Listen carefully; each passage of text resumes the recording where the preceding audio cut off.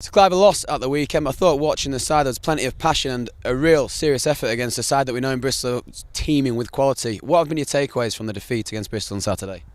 Well, as you say, we had a pulse this week, and obviously down at Ealing was very, very disappointing that we capitulated in the manner. So, we give them a heck of a game, and by their own admittance, they said that afterwards. And Lamy was pretty courteous in his praise and things. But I didn't retract for the fact we didn't get the points or get anything out of the game. But I saw enough to say that we're still alive and kicking, and the objective now is, look, we've had three of the top sides back to back. And not to say that we take anything lightly, but we've had a real tough run in, and let's hope that we can turn things around and give our supporters that much needed win we all want. A little bit of a change in focus this week, obviously into the Cup, the British and Irish Cup, back-to-back games against the Cardiff Blues Select 15, starting here on Saturday at Castle Park. What do you know and what are you expecting from this Cardiff side on Saturday? Oh, well, we've only seen one game of them, and they look a very enthusiastic team. Obviously we saw the Bristol game. We haven't got much on them from Leinster, but from what we've seen, they're a young enthusiastic team who run hard with the football and got some good playmakers. So we're not taking anything for granted. We'll put out a very strong side. The aim is to qualify in this competition. The win at Ashton Gate gives a different focus now after the Leinster defeat here. So with these back-to-back fixtures, we're looking to get 2 wins. And again, that's not being disrespectful to Cardiff. I'm sure they're going to come here with equal ambition.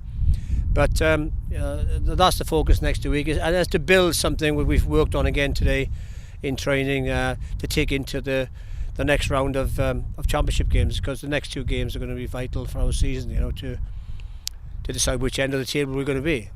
You mentioned, of course, we're going to be very strong against Cardiff. It's been well documented that we've had a real nightmare with injuries recently. Any let up ahead of this week at all? Not really. Unfortunately, Dougie's going to be back towards the end of the season, if at all. We don't know.